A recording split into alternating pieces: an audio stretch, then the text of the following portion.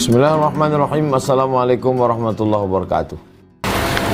Bagaimana caranya supaya kita istiqomah bangun malam untuk sholat tahajud? Handphone tuh di setel. Kalau Pekanbaru subuhnya jam 5, setel jam 4. Kalau jam 2 kuat jam 2. Tadi malam selesai acara jam 12, setel jam 2, mau kajian lagi subuh, berat, jam 4 setel. Letak handphone itu agak-agak kalau dia berbunyi, berdiri kita mematikannya. Jangan diletakkan di celah telinga, terasa bising, puk, berdiri kita mematikannya. Udah berdiri jangan baring lagi. Udah berdiri itu langsung ke kamar mandi, mandi,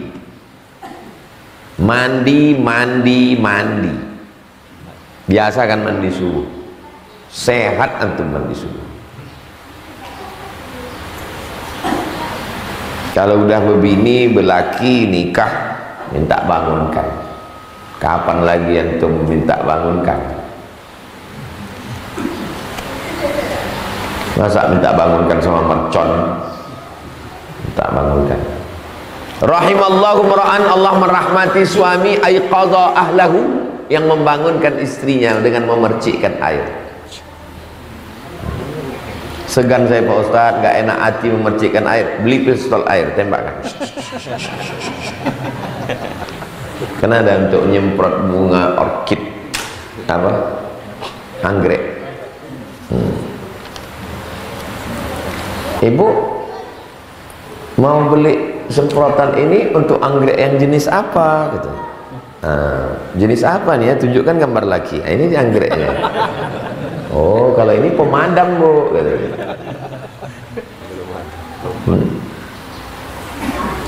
Bangunkan. Udah nikah bertahun-tahun, anak 3 tak pernah sekali pun dibangunkan tahajud. Nikah sama orang apa tunggul? Terkadang sudah bangun tidur lagi Pak Ustadz. Kita lah yang tahu tentang diri kita. Halaka mru'un lam ya'rif qadrahu. Celaka orang yang tak tahu siapa jati dirinya. Biasakan tidur cepat. Saya udah banyak jumpa orang-orang kaya, pejabat-pejabat itu tidur tuh. Ada jenderal di Medan. Duduk kami. Asalkan jam 9 lewat izin. Mohon maaf Pak Ustadz.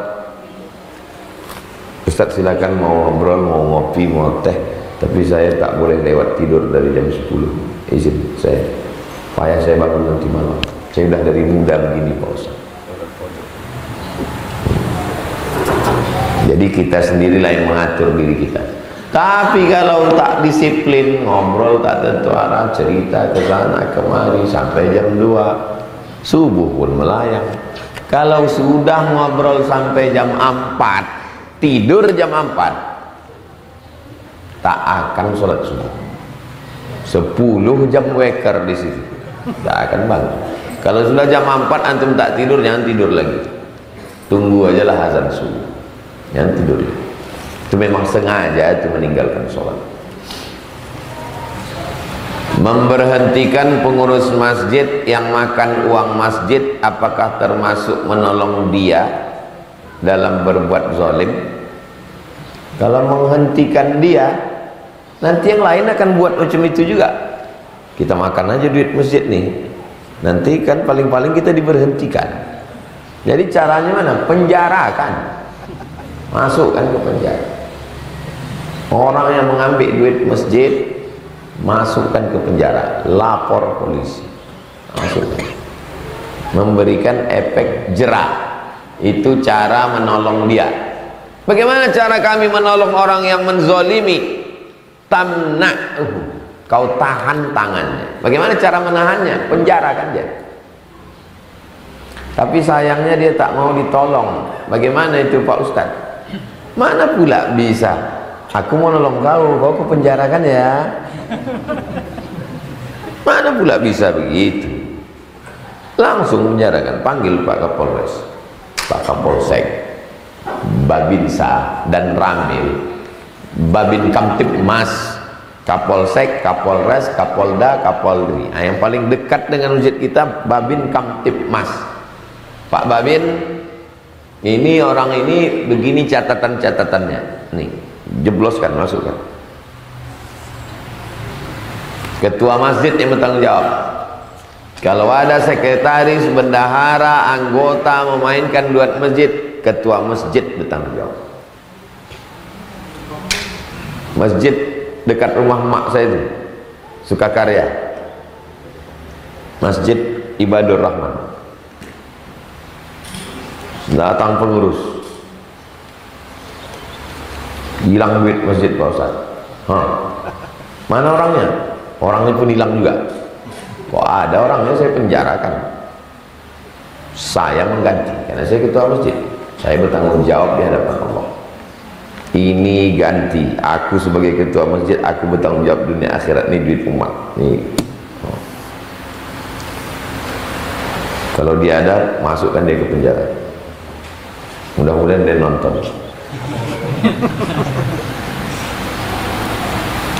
Di dalam Al-Quran surat Al-Kafirun tentang toleransi dengan orang berbeda agama. Apakah ada batas dalam toleransi? Toleransi itu hanya dalam bidang sosial. Dalam bidang akidah, pagar besi. Wala ana abidum ma'abattum wala antum abiduna ma'abud lakum dinukum. Adapun toleransi, la yanhakumullahu 'anil ladzina lam yuqatilukum fid din. Kalau mereka tidak memerangi kamu, walam yukhrijukum min diyarikum, mereka tak mengusir kamu, mereka tak mengusir kamu, mereka tak memerangi kamu dari rimbo panjang ini, antabarruhum, buat baiklah kepada mereka, wa tuqsitu ilaihim, bersikap adillah pada mereka. Jangan karena beda agama lalu kita tidak adil. Ini jalan, kita kepala PU mengaspal jalan, ada orang tak Islam, nah lewat kan aspal. Itu bukan ajaran Islam, tak betul itu. Bolehkah sampai mencium tangan kepala tokoh agama lain? Ini mancing saya untuk komen. Nanti kalau saya komen dipotong orang, waduh dilaga saya sama imam Masjid Istiqlal.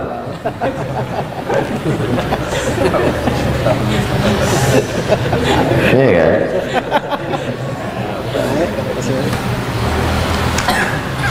Zina, narkoba, judi, khamar. Zina, narkoba, judi, khamar, mengatakan Allah punya anak. Mana yang paling besar dosa? Mana yang paling besar dosa?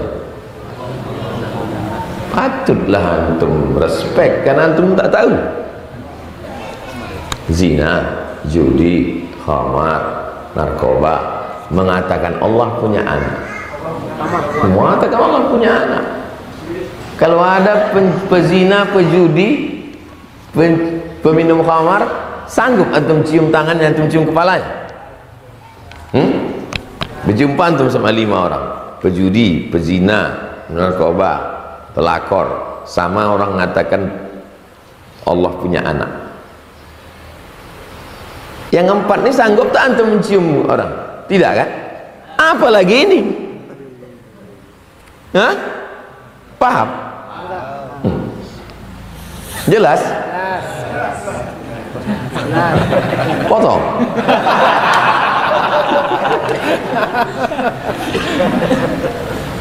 Tolong berikan motivasi untuk selalu istiqomah dalam berdakwah, karena hasil yang kita harapkan tidak sesuai dengan kenyataan. Niat kita baik, tapi menurut orang lain tidak baik, berarti masih beramal menurut orang lain. Kalau kita beramal menurut orang lain, letih. Kalau kita meramal menurut orang capek. Saya ada tak ada orang, saya tetap tausiah. Tujuan kita mengajak orang ke masjid supaya masjid makmur, tapi hasilnya tidak sesuai harapan. Sedangkan Nabi Nuh, macam mana Nabi Nuh waktu mengajak, inni da'autu qaumi lailan wa nahara, aku berdakwah lailan malam wa nahara siang, istaghshaw thiyabahum, ditariknya kainnya ke atas. Orang yang kuajak itu, setiap kuajak ku dakwahi, istaghshaw thiyabahum, ditariknya kainnya ke atas, disungkupkannya ke muka. Saya alhamdulillah selama berdakwah belum pernah lagi jumpa orang langsung, Bapak Ibu mari kita pengajian, tariknya kain. Belum pernah lagi, paling sekedar tak datang aja. Jadi dakwah ini karena Allah, jangan rusak karena manusia. Jangan sampai masuk ke hati antum, respon antum berubah hanya karena respon manusia. Diresponnya tak diresponnya kita buat terus. Musola datang, masjid datang, ada orang datang, tak ada orang datang. Terus kalau tak ada orang, Ustaz tausiah juga, hidupkan kameranya. Berdua saya sama semakmum, hidupkan kameranya. Ternyata yang di kamera pun tak ada nonton Pak Ustaz. Malaikat-malaikat di langit nonton. Makanya semuanya lillahi ta'ala.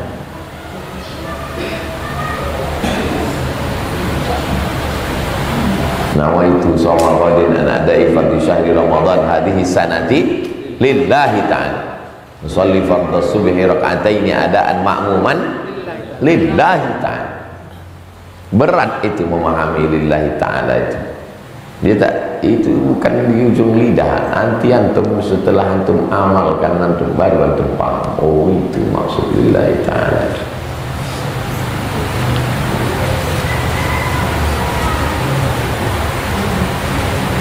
Ada orang tidak mau datang ke Batam sebelum tiketnya dirubah dari ekonomi ke bisnis. Menggeletarlah panitia di Batam sana. Pokoknya kalau tiketnya tidak bisnis, saya tidak mau datang. Yang undang orang masjid-masjid kecil, tanyalah ke maskapai, berapa merubah dari ekonomi ke bisnis? 7 juta. Upah lah duit orang. Tak mau datang kalau tidak bisnis. Saya seumur umur dari dulu sampai sekarang tidak pernah sekali pun minta bisnis. Makanya kemarin ditanya orang, kenapa berdatangan private jet itu? Karena kami tak pernah minta bisnis. Kalau kau tak minta bisnis, private jet pun berdatangan. Tak ada zikir, tak ada zikirnya. Ya private, ya private, ya private. Berbuih mulut antum minta. Jadi kalau antum tanya apa zikirnya, antum pergi aja. Saya kalau mau pergi, tak saya tanya apakah ceramahnya di masjid, apakah ceramahnya di musola, apakah ceramahnya yang undang pejabat, apakah rakyat jelata, tak tahu saya. Memang tak saya tanya, karena kalau saya tanya, saya tahu berubah hati saya. Tak tahu saya. Makanya kadang saya naik pesawat pakai topi, pakai baju kaos, sampai di situ terkejut saya, rupanya pejabat. Disangkanya kita tak hormat kan? Mohon maaf Pak, yang Bapak tersinggung, saya tak tahu tuh dia kalau kata ya Pak Ustaz nggak apa-apa, Ustaz lebih mudah begini gitu.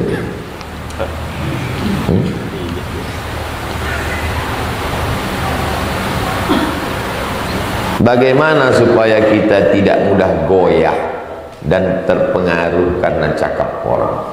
berproses, latihan terus.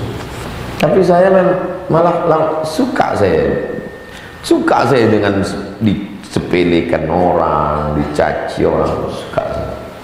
Justru itu bagi saya makin semangat gitu. Macam film India. Film India itu kan awalnya gitu kan. Itu maka film India itu 3 CD. CD pertama tuh dia ejek orang, caci orang. Baru CD kedua berusaha, CD ketiga baru pembalasan. Ya. Oh, Ustaznya nonton film India juga. Antum tontonlah semua film itu berawal dari dilecehkan orang, disepelekan orang, dijatuhkan orang.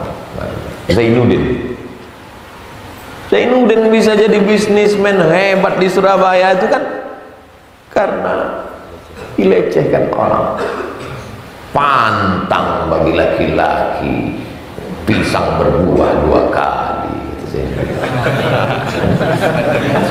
Bukankah engkau yang mengatakan tidak ingin menikah dengan aku yang miskin, tidak berlembaga, tidak beradat, tidak berbudi bahasa, Hayati? Masya Allah.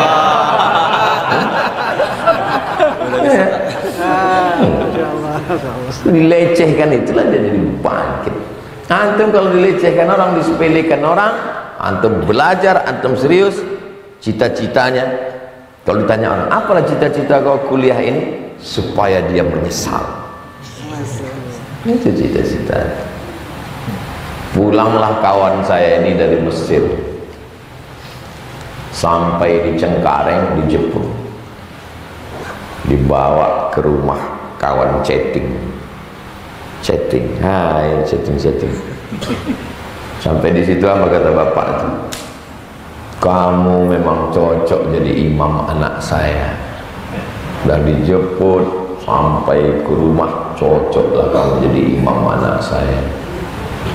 Udah selesai makan, udah selesai sholat, dia pun udah pede lah jadi menantu. Bapak itu nanya, kerjanya apa sekarang? Baru balik, mana ada kerja? Langsung berubah muka bapak itu. Bininya pun berubah. Tak diterimanya saya tadi. Sekarang kawan saya itu kantornya 4 lantai. Bawanya saya ke kantor, ayah raya, kami buatkan video. Hai kau yang menyesal. Itu saya duduk di kantor. Saya bilang sama dia, kirim ke grup.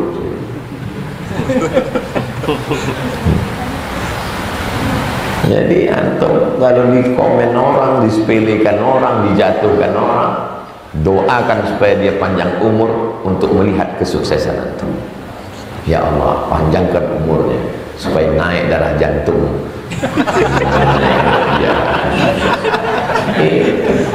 Jangan disepelekan orang, letoy, menangis, mati aja kalau gitu.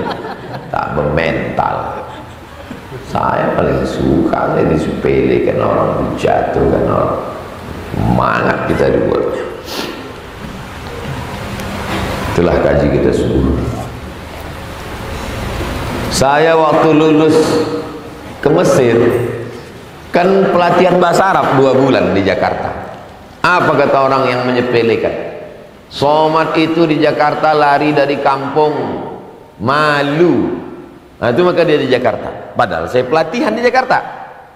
Habis pelatihan 5 September 98 berangkat ke Kairo. Apa kata orang? Bukan senang belajar di Mesir itu. Memang ke Mesirnya mudah. Tengoklah kalau tamat somad itu nanti. Pulang saya 98 saya berangkat, 2002 saya pulang. Tas pulang, apa kata orang? Tetangga saya dulu ke Mesir itu 10 tahun baru selesai. Masa 4 tahun udah selesai? Jadi dituduhnya saya DU. Dalam hati saya, tetangga kau bodoh. Cuma tidak saya cakap.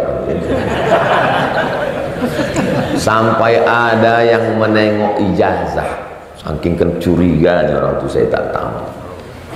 Mana ijazah? Saya tunjukkan, ini ijazah. Oh, dia pun tak pandai baca. Setelah pulang dari Mesir, memang Somad itu tamat Mesir, tapi sayangnya itulah dari Mesir, nggak Madinah. Universitas Islam Madinah itu didirikan pemerintah Saudi Arabia, dosen-dosennya dari Al-Azhar. Bodoh. Ketua jurusan tafsir hadis Universitas Islam Madinah itu namanya Syekh Muhammad Said Tontowi dari Al-Azhar. 15 tahun mengajar di Makkah, itu namanya Syekh Muhammad Mutawalli Sya'rawi dari Al-Azhar. Dari Al-Azhar itulah datang ke Madinah itu mendirikan universitas. Biar tahu kalian sejarah. Ya, kalau tamat dari Madinah itu ikut sunnah, kalau dari Mesir itu Fir'aun gitu. Oh, cocoknya tak dipukulkan kepalanya ke piramid. Setelah tamat ya, apa kata orang? Memang Somad itu tamat Mesir, tapi agak-agak macam-macam Wahabi sikit. Kok diikutkan cakap orang ini? Tak ada. Sekarang LC, MA, PhD, doktor, profesor dari Universitas Muhammad Islam, Imam Universitas Islam Sultan Syarif Ali Brunei, profesor dari Universitas Islam Melaka Unimel, profesor dari UMS Universitas Malaysia Sabah. Udah tak bercakap lagi, kenapa? Mati dia udah. Itu letak sedapnya, kita udah profesor dia mati pula. Kenapa lah cepat kali kau mati? Mestinya kau hiduplah untuk menikmati ini semua. Makanya antum kalau disepelekan orang, doakan dia panjang umur melihat antum sukses. Begitu. Ini baru dia pas sedikit aja udah melo, bawaannya mau terjun ke Sungai Siak. Mati aja lah kau. Astagfirullahaladzim, astagfirullahaladzim, astagfirullahaladzim.